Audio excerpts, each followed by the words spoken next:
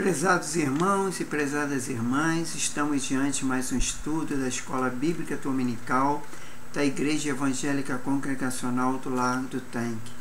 E nós vamos dar continuidade ao nosso estudo da revista, Examinai, E aí nós estamos no capítulo, nós estamos na lição 14, que o título tem a necessidade de viver a Bíblia. Então, nós vamos estar estudando hoje a necessidade de viver a Bíblia, mas antes vamos dirigir a Deus em oração, pedindo sua bênção para este momento. Querido Deus, eterno Pai Celestial, nós te louvamos, te agradecemos por mais esse dia, pela tua graça, tua misericórdia, teu amor e teu perdão. Agradecemos pelas nossas vidas, Pai, porque nós precisamos de ti. Nós somos dependentes de Ti, Senhor. Tu és o nosso Salvador, o nosso Senhor, e nós cremos que o Senhor pode todas as coisas. Agora eu peço perdão pelos nossos pecados, nossas faltas, tudo aquilo que fazemos que não Te agrada.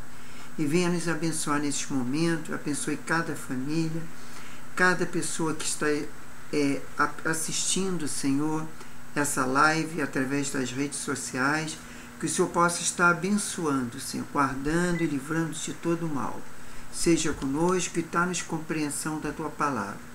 Isso é que eu te peço, já te agradeço, em nome do Senhor Jesus. Amém. Então vamos lá. Texto básico, E no texto básico fala em Tiago 1, do 22 ao 25. Então vamos ler. Tiago 1, versículo de 22 ao 25. O que diz?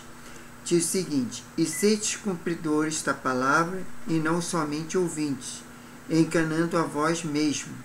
Se alguém é ouvinte da palavra e não cumpridor, é semelhante ao homem que contempla o espelho, o seu rosto natural, e, depois de contemplar a si mesmo, faz e logo esquece como era.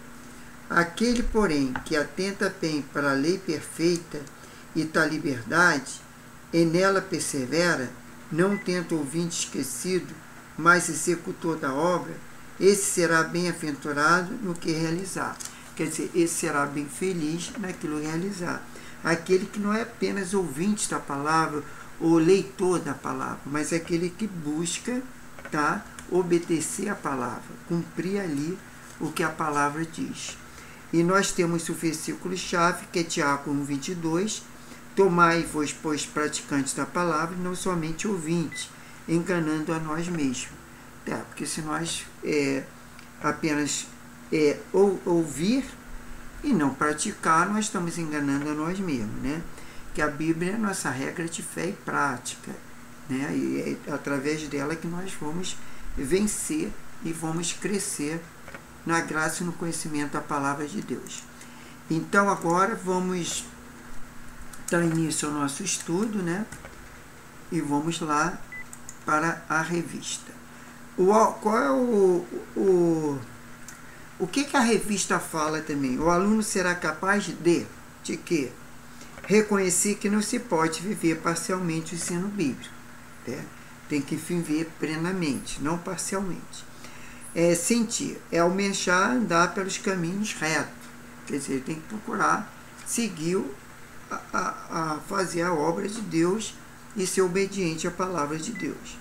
E dedicar-se à prática dos ensinamentos bíblicos, quer dizer, dedicar, a fazer aquilo que está se falando na palavra para nós praticarmos, Então vamos lá.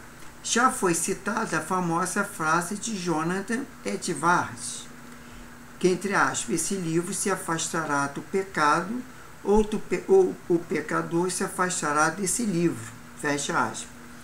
Mas é bom relembrá-la.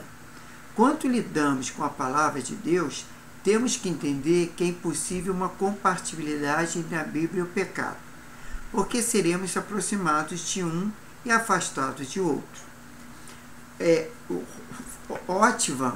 Otvart Henrique, escritor e professor de teologia, também afirmou, entre aspas, muitos de nós queremos uma palavra de Deus, mas não queremos a palavra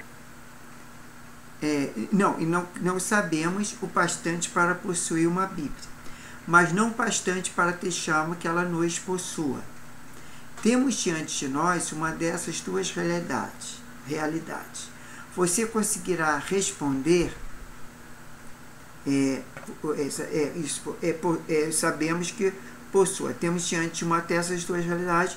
Você conseguirá responder a esta pergunta? Até que ponto estou sendo possuído pela palavra de Deus, de maneira que estou me afastando do pecado? Essa é a pergunta. Repetindo. Você consegue responder esta pergunta? Qual é a pergunta? Até que ponto estou sendo possuído pela palavra de Deus, de maneira que estou me afastando do pecado? Fecha aspas. Pensando nisso, entendemos que existe necessidade para viver a Bíblia. Vejamos, estão algumas necessidades para o crente viver a Bíblia. Obediência proposital. Está lá em Tiago capítulo 1, versículo 22 a 25, que nós já lemos, que é o texto básico da lição. Que, entre aspas, diz: todo obediente ouve a palavra, mas nem todo ouvinte obedece. A primeira necessidade para se viver a palavra de Deus é a obediência proposital. O crente tem diante de si o caminho da obediência ou da negligência. Deus poderia obrigar a todos a lhe obedecessem, mas concede o privilégio que espontaneamente os salvos vivam a sua palavra, como ato de obediência voluntária e proposital, conforme Tiago lá 1:22. O que acontece? Nós temos livre-arbítrio. Mesmo tendo conhecimento da palavra de Deus, a gente pode obedecer ou não, por causa do livre-arbítrio. Claro que quando a gente desobedece, a gente entristece a Deus, a gente entristece o Espírito Santo, que a gente comete pecado. Mas quando nós obedecemos, Deus agrada, e aí nós somos obedientes e praticantes da palavra. Então, levanta um ponto em comum entre o praticante e não praticante da palavra. Ambos ouviram, mas afirma que aquele que apenas ouve a palavra de Deus, sem vivê-la, está se enganando e sendo iludido. Jesus encerra seu sermão na montanha, ilustrando a questão da obediência aos seus ensinos. Está lá em Mateus 7, capítulo 7, versículo 24 a 27. Ele disse que 2 homens construíram uma casa, sendo que um edificou sobre a rocha e outro sobre a areia. Pois bem, diante da chuva, dos ventos e dos enchentes, a casa sobre a rocha permaneceu, e sobre a areia, o que houve a areia desabou. Mas o interessante nisso é que o homem prudente, Jesus identificou, entre aspas, aquele que ouve estas minhas palavras e as pratica, fecha aspas, é o homem sensato, entre aspas, aquele que ouve as minhas palavras e não a pratica. Quer dizer, ele é prudente aquele que ouve estas minhas palavras e pratica.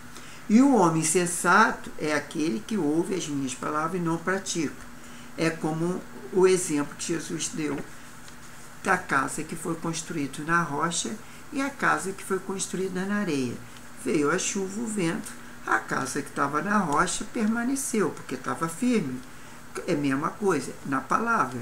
Já a casa que estava na areia desabou, porque não tinha nenhuma rocha que sustentasse. Então, é assim a vida do homem, né? Se ele é construído na rocha, ele vai permanecer. Se ele não é construído, ele vai cair. O desejo pela obediência proposital revela que não apenas sinal de submissão e mera necessidade, mas também o ato de amor à pessoa de Jesus Cristo. Conforme João 14, versículo 21.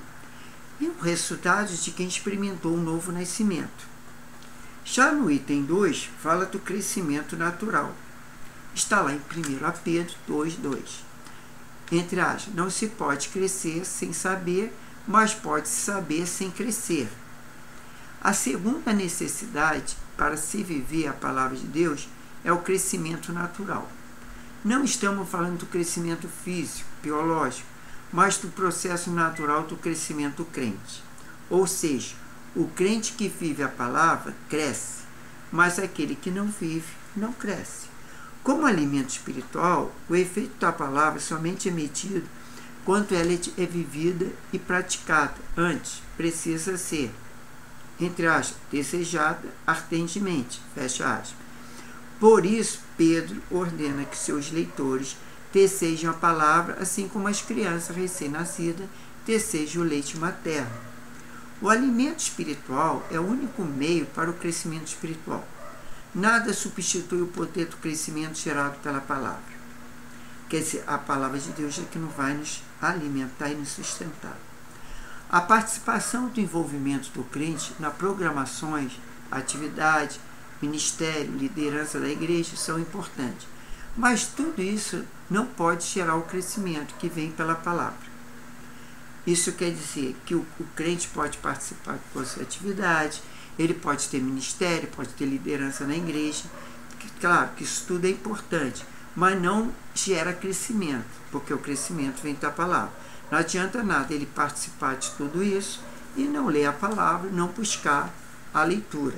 Por isso que é necessário que nós leiamos a palavra de Deus diariamente, ainda que seja um capítulo, mas temos que ler. Paulo também escreve aos Efésios, entre aspas, seguindo a verdade em amor, cresçamos em tudo naquele que é a cabeça, Cristo, fecha aspas. Está lá em Efésios 4, versículo 15. A primeira aplicação da revista que o autor coloca é como João 8,36 e João 17,17 se relacionam com a ideia que a palavra de Deus produz crescimento. Se relaciona com a ideia que a palavra de Deus produz com esse crescimento? É uma pergunta. Todo crescimento visa a maturidade. Como se chega à maturidade espiritual e para quê? Para que chega a maturidade? Para nós termos a vida eterna. A gente ter comunhão com Cristo. Está lá em Hebreus 5, versículo 14. Santificação individual está no item 3.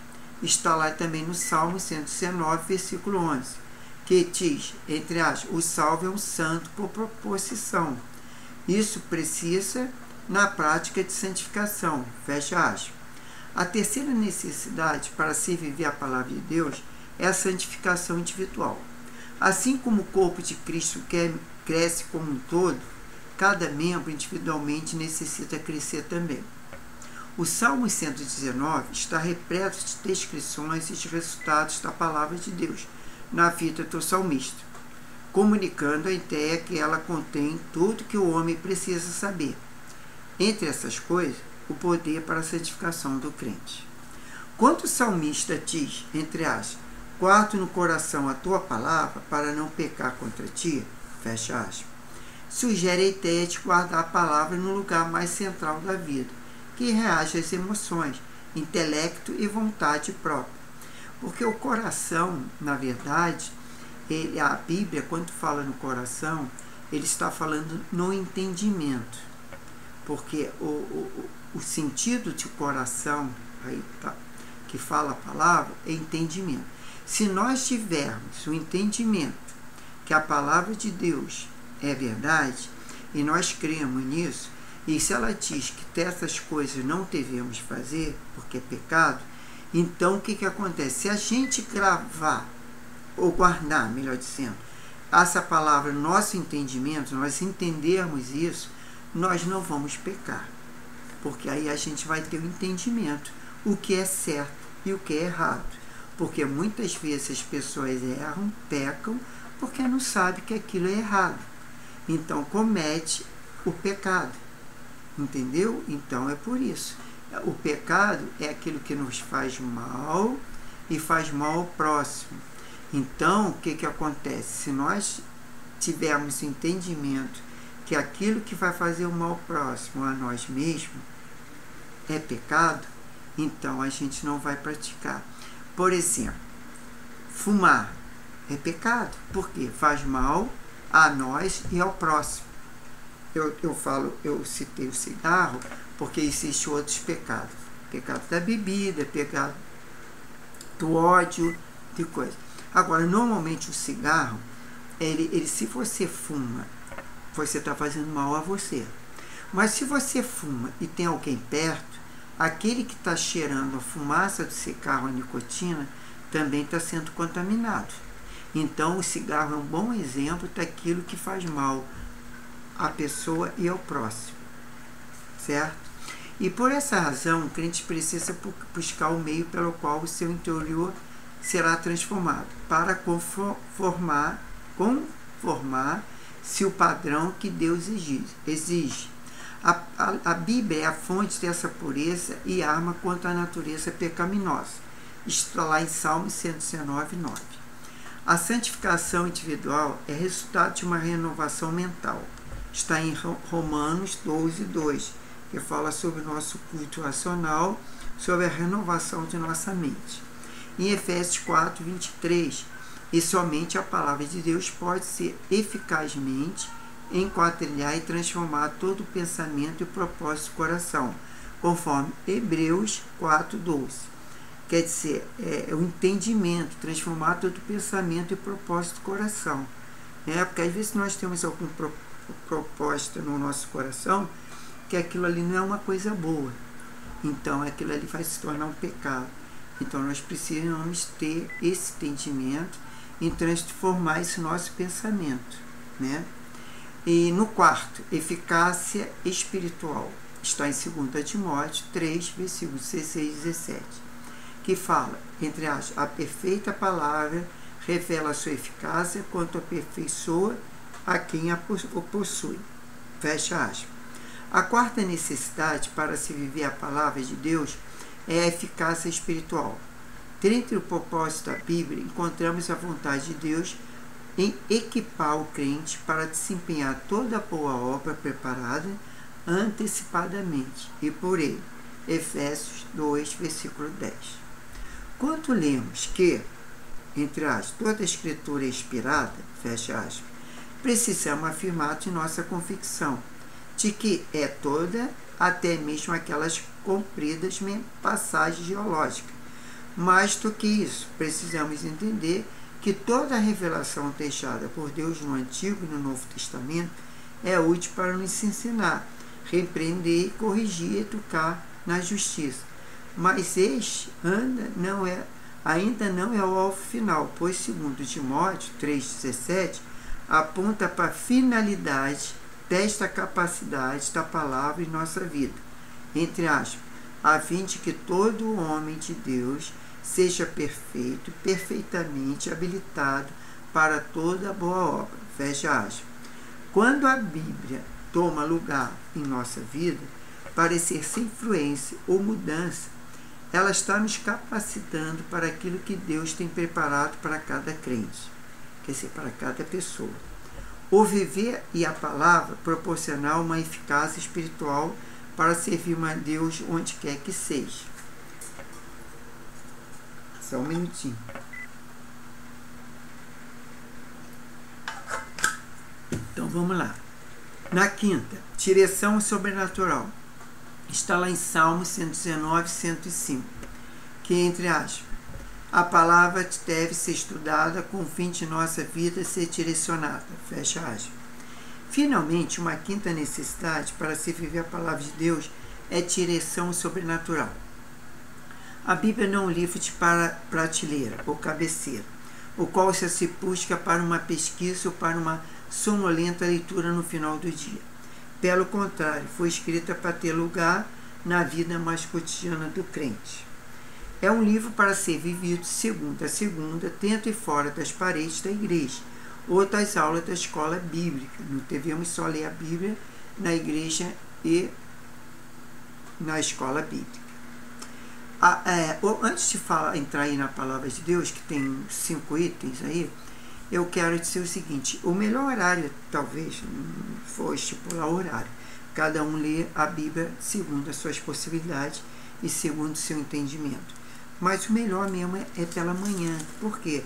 Porque a mente está fresca, acordou, se for possível em jejum, ou depois que tomar café, tira uns minutinhos para ler ali um capítulo da Bíblia, 1 ou 2 ou 3 ou 4, foi direcionado pela Igreja Mãe, que cada um deve ler pelo menos 4 capítulos para ler a Bíblia toda durante o ano. Então vamos ler a Bíblia assim pela manhã.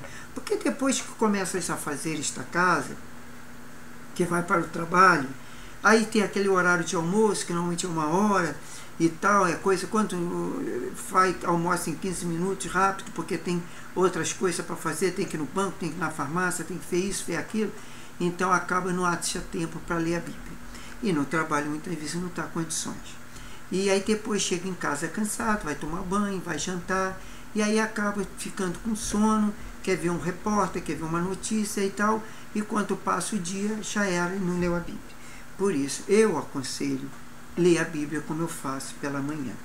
Eu tiro a parte da manhã para ler a Bíblia. Até porque eu não saio muito cedo de casa, mas mesmo assim, se puder, acorda um pouquinho mais cedo e lê a Bíblia.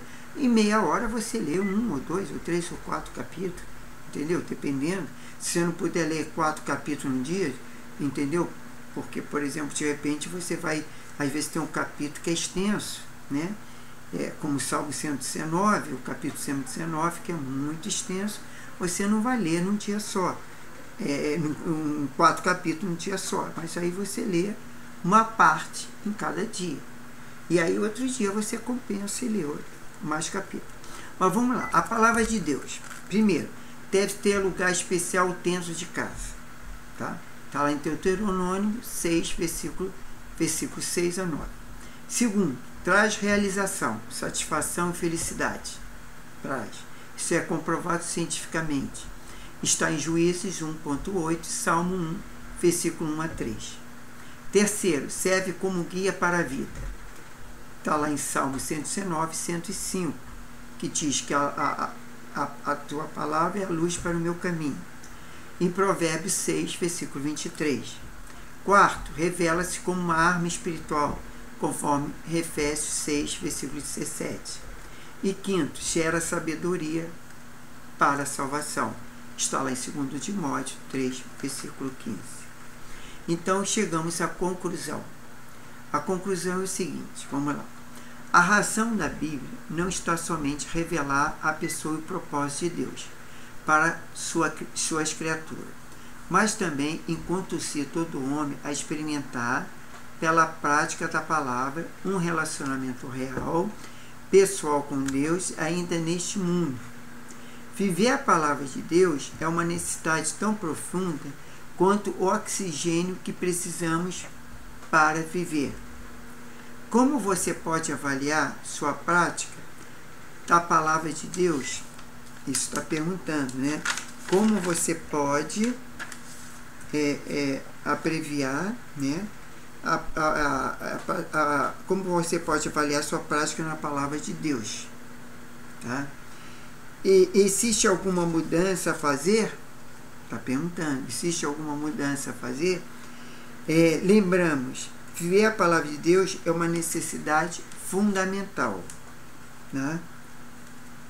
E quer dizer, então, essa questão, cada um se responde para si. Como você pode avaliar a sua prática na palavra de Deus? Existe alguma mudança a fazer? Lembramos que viver a palavra de Deus é uma necessidade fundamental para a vida do crente, para aquele que quer crescer, aquele que quer se santificar, aquele que quer buscar a Deus, ter maior conhecimento da palavra de Deus, até mesmo para ser usado por Deus. Porque se a pessoa ela não tem o costume, né, de ler a palavra, o que vai acontecer? Ela vai ficar como uma criança, ficar tomando leite materno e aí não come um alimento sólido, não cresce, vai ficar raquítico espiritualmente e aí não vai poder ser usado por Deus para levar as boas novas. Então é preciso ter o conhecimento da palavra para ser usado por Deus. Na próxima lição, nós vamos falar sobre a necessidade de proclamar a Bíblia. Está na lição 15, estamos chegando ao final, que essa revista irá até a lição 17. E nós já estamos partindo para a próxima semana, a lição 15. E aí depois teremos a lição 16, melhor dizendo, e a lição 17. Então vamos orar e agradecer a Deus por mais esse dia, por mais essa lição, pela palavra de Deus, pela oportunidade de estarmos lendo a palavra de Deus, tendo esse conhecimento de Deus e através disso crescemos espiritualmente. Senhor, grande Deus, eterno Pai, louvado seja o teu santo e poderoso nome. Muito obrigado por mais esse estudo, obrigado pela tua palavra, obrigado por cada vida que vai assistir a essa escola bíblica dominical, essa escola, Senhor, que é online, que dá a oportunidade de as pessoas estudarem, assistir através de casa, que o Senhor possa abençoar cada lar, cada família, e aqueles que estão com amargura no coração, triste, que o Senhor coloque alegria e paz no coração, dê-nos a segurança, que os teus anjos acampem ao nosso redor, protegendo e livrando de todo o mal. Dê um domingo de paz, tranquilidade, segurança, repreenda toda a enfermidade que possa existir entre nós e nossos familiares, nos guarda e livra de todo o mal, e fortalece-nos na fé, na esperança e no amor, e dá-nos compreensão e vontade de estarmos perseverando na leitura da Tua palavra e perseverando em oração. Faça isso para a Tua glória e para a nossa edificação. Isso é o que nós te pedimos, já te agradecemos, em nome do Senhor Jesus. Amém. Então, irmãos e irmãs, fiquem na paz, ótima semana e que Deus abençoe a todos. E até a próxima. Fiquem com Deus. Amém.